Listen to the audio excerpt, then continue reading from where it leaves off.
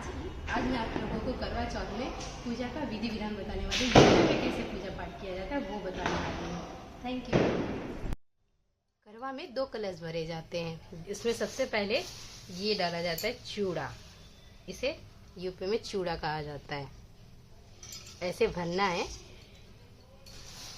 जितना आप खा सके उतना ही भरे, ये नहीं कि बहुत ज़्यादा फुल करके भरना है। ये चूड़ा हो गया। उसके बाद इसे लैया कहा जाता है। ये इसमें फिर ये डालना है। देखिए ज़्यादा नहीं भरना है, बस थोड़ा थोड़ा। लैया ने खील कहा जाता है। खील। और ये खिलौना, ये खिलौना भी भरना है। जितना आपको बाजार में नॉर्मली ये मिल जाएगा। ये खीला गट्टा कहा जाता है इसे। और छोटी छोटी ये मिठाइयाँ जैसी होती हैं। और फिर उसमें आपको 5 बेसन के बिना नमक वाले 5 बेसन के ये पूड़ियाँ डाली जाती हैं। पकौड़े, बिना नमक वाले बेसन के पकौड़े डाले जाते हैं 5। और 5 इसमें पूड़ियाँ डाली जाती हैं। आप चाहे तो इसे छोटा छोटा भी बना सकते हैं, लेकिन मैंने अपने हिसाब से बना लिया है। बस एक कलश में इतना ही भरा जाएगा। इसके बाद कुछ नहीं भरा जाएगा। अब हम लोग भरेंगे दूसरा कलश। सेम प्रोसेस रहेगा, जो हमने उसमें भरा वैसे ही सेम प्रोसेस रहेगा। ये है चूड़ा, ये है खीला। खील कहा जाता है इसे यूपी में, खील। और सेम ये फिर चीनी का बना हुआ ये खिलौना। और ये गट्टा, थोड़ी सी। उसके बाद ये इस तरह का मिठाई आता है। आप थोड़ा थोड़ा भर लो, जितना आप खा सको उस तरह से। फिर इसमें भी सेम 5 पूड़ियाँ डालनी है। बेसन वाली पकौड़े। हाँ।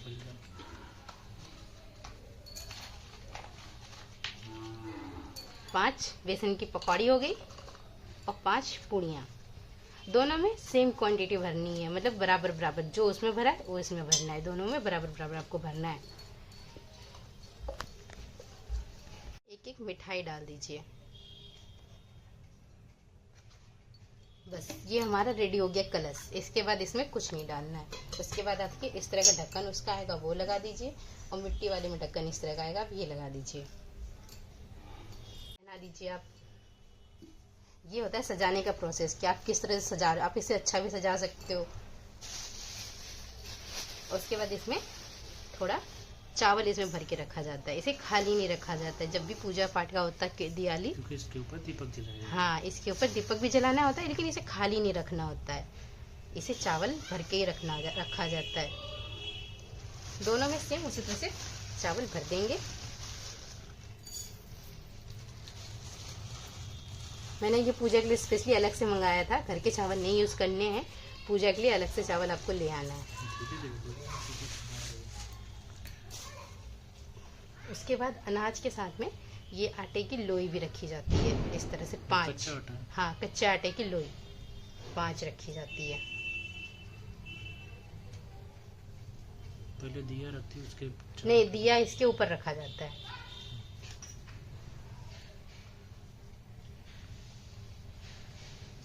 आप इसे छोटा छोटा भी बना सकते हो। मैंने जिस तरह से बनाया, बस छोटा छोटा जिस तरह से हमसे बन पाया मैंने उसी तरह से बनाया।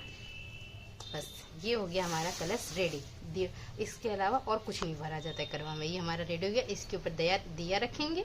और ये जो मिट्टी का है इसमें तेल का दिया जलेगा। और ये जो पीतल का है इसमें घी का दिया जलेगा। बस। और लंबी बाती का दिया जलेगा दोनों में। 2 कलश तैयार करने के बाद आपको एक थाली भी तैयार करके ले जानी है ऊपर, जिसमें पहले एक दिया रखना है। लंबी बाती का दिया रखना है। ये करवा माता का कैलेंडर है, वो आपको रखना है, जो कि बाजार में करवा के साथ में मिल जाता है। हाँ। थोड़ा आपको चूड़ा रखना है। सूरज भगवान को, चंदा भगवान को पूजा करने के लिए, और करवा माता के कैलेंडर में पूजा करने के लिए।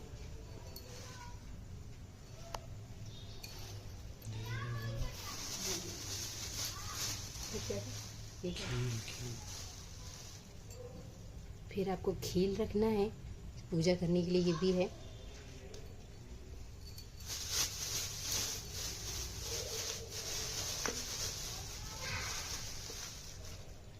फिर आपको गट्टा रखना है।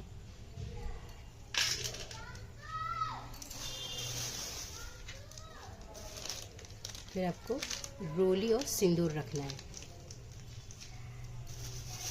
प्लास्टिक सीधी रखो, सीधी प्लास्टिक रखो।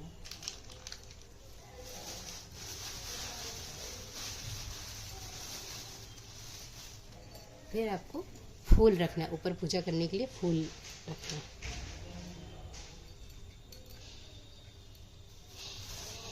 तिरंगा उठा के उसके ऊपर रख दो, जहाँ खीर और चूड़ा रखा है वहाँ पे थोड़ी जगह हो जाए। फिर आपको केले रखने हैं। केले नहीं, कोई फल ले लो। हाँ, नहीं, केला जरूरी होता है। केला आपको रखना है, फिर पूजा करने के लिए केला ही जरूरी होता है।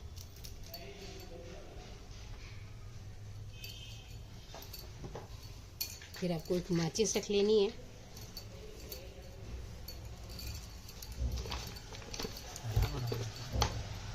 फिर आपको एक धूप रख लेना है वहाँ पे, अगर दीप दिखाने के लिए। बस, फिर मिठाई भी रख लेनी है। बस।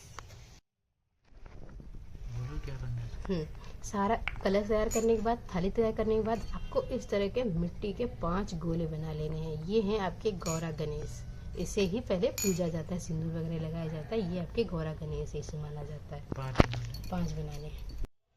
सारी चीज़ें रखने के बाद आपको 2 पूड़ियाँ भी रखनी है, गौरा गणेश को चढ़ाने के लिए और करवा माता को चढ़ाने के लिए। बस। थाली में सारी चीज़ें तैयार करने के बाद थोड़ा सा चावल भी लेना है अक्षत के लिए।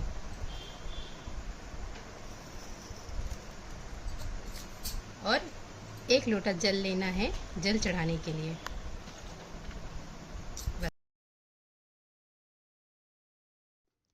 कलश तैयार करने के बाद, थाली तैयार करने के बाद और खुद रेडी होने के बाद मैं पहुंच गई छत पे पूजा करने के लिए, जहाँ पे चांद निकलने में भी टाइम था।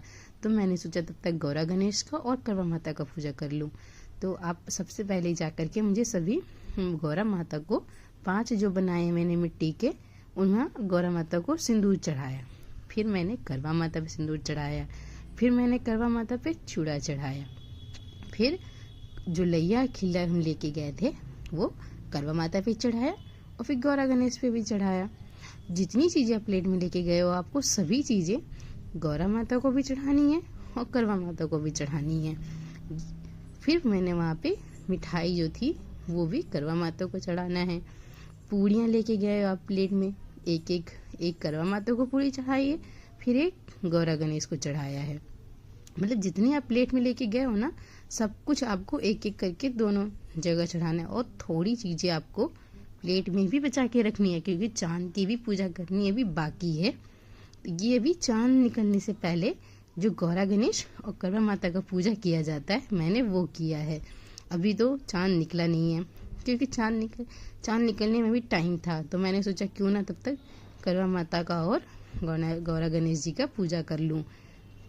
ये मैंने सारी पूजा कर लिया। अब यहाँ पे मैं जल चढ़ा रही हूँ। सारे पूजा करने के बाद ऐसे हाथ घुमा करके, क्योंकि वहाँ पे ऐसे लोटे से जल नहीं चढ़ा सकते, तो आपको इस तरह से मतलब घुमा करके जल चढ़ाना है करवा माता पे और गौरा गणेश पे भी। और लास्ट में आपको अक्षत छीट देना है, क्योंकि बिना अक्षत के पूजा अधूरी मानी जाती है, तो अक्षत छीटना ही होता है लास्ट में। फिर मैंने लास्ट में जलाया धूप। माता को दीप भी दिखाया जाता है धूप दिखाने के बाद में। धूप दिखाने के बाद आपको दीप भी दिखाना है, क्योंकि धूप पहले दिखाया जाता है और फिर दीप दिखाया जाता है, तभी पूजा संपन्न माना जाता है। मैंने यहाँ पर पूजा करने के बाद चांद का वेट कर रही थी। अभी भी चांद निकला नहीं था। वैसे तो चांद रोज़ जल्दी ही निकल जाता है, लेकिन जिस दिन आपका फास्ट हो करवा चौथ का, उस दिन चांद ज़रूर लेट निकलता है। तो मैं पूजा करने के बाद मैं चांद का इंतज़ार करके मैं बैठी थी। फिर मुझे थोड़ी देर बाद पता चला कि चांद निकल चुका है। तो देखिए, चांद को भी आपको सेम वैसे ही पूजा करना है।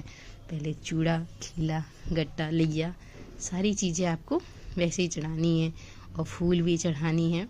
सब कुछ चढ़ाने के बाद अच्छे से, ये नहीं कि आपको ऊपर से ही फेंक देना है, ज़मीन में आपको झुक करके रखना है, जैसे मैं चढ़ा रही थी। और फिर सब कुछ चढ़ाने के बाद जल देना है लास्ट में। सारी चीज़ें जो आप थाली में ले गए थे सब चढ़ाने के बाद आपको लास्ट में जल चढ़ाना है। जल चढ़ाने के बाद आपने जो कलश में दिए जलाए हैं उसी से आपको चांद की आरती करनी है। 7 बार करनी होती है, गिन करके आपको 7 बार करना है। आप भूले ना, इस चीज़ का ध्यान रखें कि 7 बार ही करनी है, दोनों कलश से, दोनों करवा से, ना कि एक ही करवा से। तो मैं यहाँ पे चांद भगवान को आरती दिखा रही हूँ अपने करवा से। इसे करवा ही कहा जाता है। जब मैंने यहाँ पे अपने एक करवा से आरती दिखा लिया, अब मैं मिट्टी के करवा से आरती दिखाऊंगी, क्योंकि 2 होते हैं। जिसे पीतल का जो है करवा वो यहाँ पे मायके वालों की तरफ से मिलता है, और मिट्टी का करवा हर साल करवा चौथ के दिन अलग से खरीदा जाता है। वही उसी करवा को 2 करवा यहाँ पे इस्तेमाल किया जाता है। फिर मैंने मिट्टी के करवा से दीप दिखाने के बाद एक बार लास्ट में घूमा जाता है कि आपका मतलब परिक्रमा लगाई जाती है। परिक्रमा लगाने के बाद ये चांद की पूजा पूरी मानी गई कि अब मैंने चांद की पूजा हो गई है।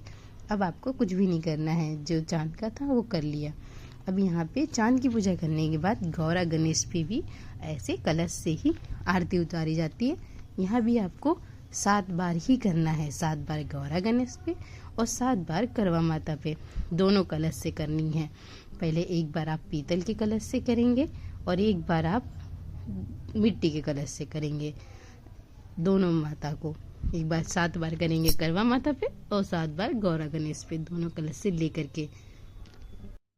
जिस तरह से आप देख सकते हैं कि मैंने यहाँ पे दोनों कलश से 7-7 बार गौरा गणेश का किया है। अब मेरी पूजा अब समाप्त हो गई। ये जो सीकें मैंने लगाई थी करवा में दोनों में, ये सीकें आपको मतलब 14 सीकें होती हैं ये। तो ये सीकें आपको ले करके अपने बाल के लट निकाल करके, उसमें जो एक लट होता है मतलब उसको निकाल करके पूरा चांदी की अंगूठी पहन करके, मैंने यहाँ पे पहन रखा है अपने राइट हैंड में, शायद आपको ठीक से दिखाई नहीं रहा होगा। वही चांदी की अंगूठी, आपको कोई भी चांदी की अंगूठी होना बहुत ज़रूरी है। तो आपको चांदी की अंगूठी पहन करके 14 जो सीके आपके उस 14 सीकों में से एक सीके लेते जाना है, आपके बालों में लपेट करके उसमें जल चढ़ा करके अपने पति का नाम ले करके उस सीकों को नीचे छोड़ते जाना है। जहाँ पे आपने चांद की पूजा की है वहीं पे आपको नीचे छोड़ते जाना है। वैसे एक एक करके 14 सीके, ध्यान रहे 14 सीके, ना कि एक भी सीके आपकी खो पाए। वो 14 सीके सारी आपको एक एक करके अपने बालों में लपेटना है और एक एक करके सारी सीकों से अपने पति का नाम लेकर जल चढ़ा करके फिर नीचे छोड़ते जाना है। जब आप ये सारी पूजा कर लेंगे तो सुबह उठ करके आपको जो सीके हैं, वैसे तो अगर जैसे आप अपने ससुराल में रह रहे हो तो इस सीकों का जब गोवर्धन पूजा आती है उसमें इस्तेमाल किया जाता है, उसमें लगाया जाता है। लेकिन आप अगर बाहर रह रहे हो, कोई नहीं है बड़े वैसे करने के लिए, और आप गोवर्धन पूजा कर भी नहीं रहे हो, तो आप किसी मंदिर में ऐसे जा कर के बगीचे में रखाइए। ऐसे सीकों को यहाँ पे फेंका नहीं जाता है कि आप चलो पूजा कर लिया तो कहीं भी फेंक दो, उसे फेंकना नहीं होता है, उसे मंदिर में ही कहीं पर रख देना होता है।